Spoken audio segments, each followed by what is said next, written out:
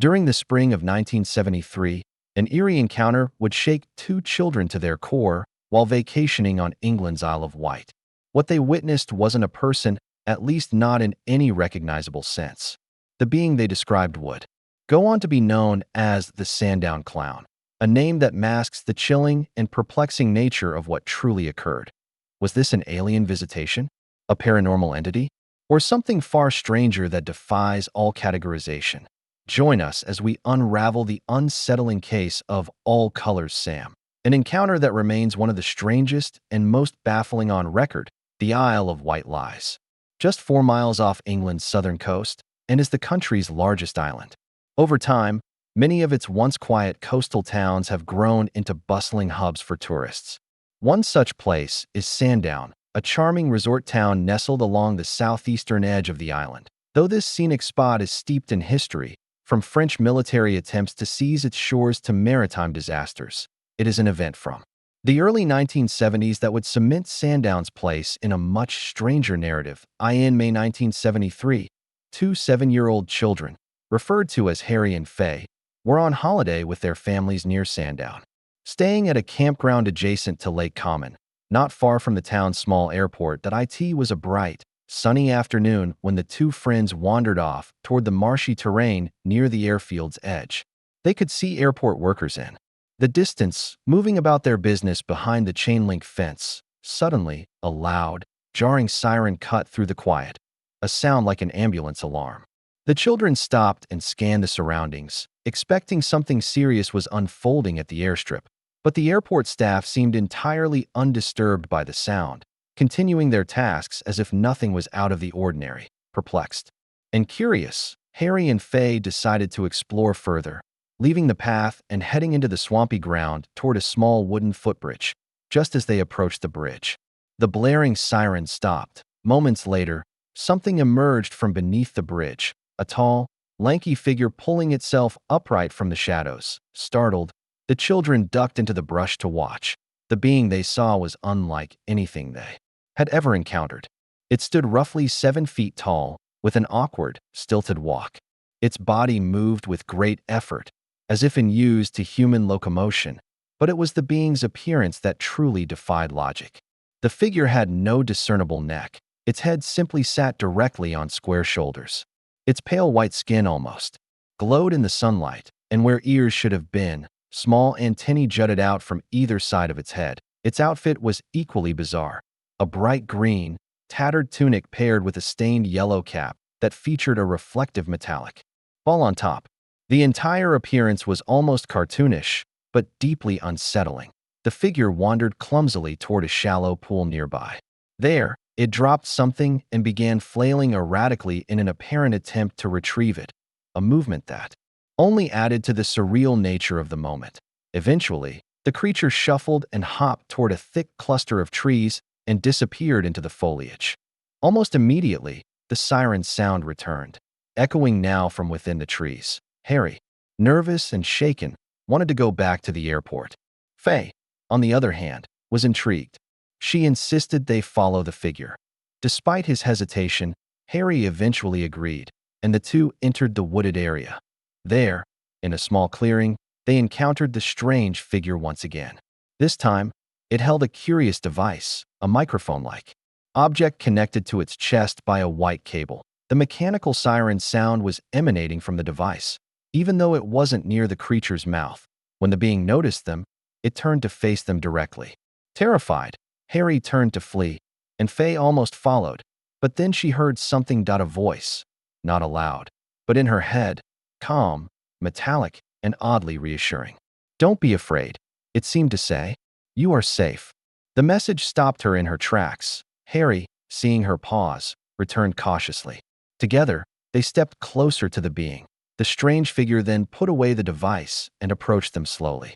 With some effort, it retrieved a notepad and scribbled out a message. "Hello, I am All Colors Sam." What followed was an awkward and stilted conversation. Sam began speaking in the same metallic tone Faye had heard in her mind, though neither child saw his lips move. His yellow, rubbery mouth remained motionless throughout, and the triangular patches where his eyes should have been gave the impression he wore a crude mask. Despite his odd appearance, The children felt no sense of danger. When Sam invited them to visit his home, they hesitantly agreed. They followed him a short distance through the trees until they arrived at a concealed metallic structure, rectangular and box-like, nestled within the marsh. The interior was simple. A few chairs, a heat source, and walls lined with strange dials and instruments. Inside, Sam offered them a meal, berries and water. But the way he ate was disturbing. He inserted the berries into a small hole near one of his antennae. The children watched in stunned fascination as the fruit seemed to move through his head, momentarily appearing behind one of the triangular eyes before vanishing into his mouth. During their time with Sam, the children asked questions about who he was and where he came from. His responses were vague and often confusing. He explained he wasn't like humans, and he chose to live apart from people because he feared being attacked for looking different. He insisted he was not a monster, nor was he a ghost. He didn't want to hurt anyone.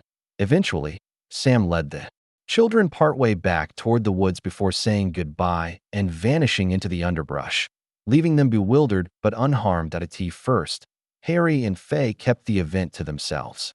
But eventually, Faye confided in her father. Intrigued but skeptical, he searched the marshes for the mysterious metallic hut. Nothing was found. No structure, no footprints, no sign of Sam. However, over time, Faye's father became convinced she was telling the truth. Her story remained consistent every time she repeated it, with vivid and specific details that never changed. And perhaps most compelling, her account seemed to echo two strange experiences her father had himself during previous visits to the Isle of Wight in October 1970. 3 years before Faye's encounter, her father was driving across the island when he noticed what looked like a low-flying aircraft. That a ring of bright red lights descended rapidly from the sky, hovering over the marshland. The lights surrounded a long, cylindrical object. Unlike anything he had ever seen. As he drove, the lights matched his speed and direction, then suddenly rose and circled his car in complete silence. They repeated this bizarre maneuver multiple times. When he stopped the car and shined a flashlight toward the lights, they retreated, only to return once he resumed driving. It felt as though he was being followed. In March 1972, a year before the children met Sam, Faye's father again felt drawn to the cliffs of the island for reasons he couldn't explain. As he sat there listening to the waves, he heard a low humming sound that didn't match anything natural. Then, two bright yellow lights emerged from beneath the sea, casting beams upward onto the cliffs. They reminded him of eyes, the eyes of a sea creature watching him. When he left briefly to retrieve a camera, the lights vanished. Upon returning without it, the lights reappeared, as if aware of his intention. Eventually, they drifted back into the sea, fading into the darkness. In a 1978 interview with British UFO researchers, Faye's father revealed he believed the events were connected, that whatever had observed him over the years had finally made contact through his daughter. He didn't know what Sam truly was, but he believed the entity was not dangerous, only curious, perhaps even compassionate. In the years since, the Sandown clown has divided the paranormal community. Some believe it was all a hoax, citing the anonymity of the families and lack of official documentation. Others argue that Sam was a misunderstood extraterrestrial, a forest spirit, or even a figment of the children's imaginations brought on by environmental stimuli. Still others draw comparisons to the so-called men in black, strange humanoid beings reported by UFO witnesses, often described as having blank expressions, unusual speech, and eerie behavior. Was Sam real? If so, was he truly an alien being, a lost traveler from beyond the stars, a guardian spirit of the woods, or something altogether unnameable? Something that exists just beyond the veil of our reality? One thing is certain, the Sandown clown remains one of the strangest, most baffling close encounters ever recorded. Whether hoax or truth, imagination or interdimensional visitation, it continues to haunt those who hear the story. A story of a metallic voice, a hidden hut, and a creature that called itself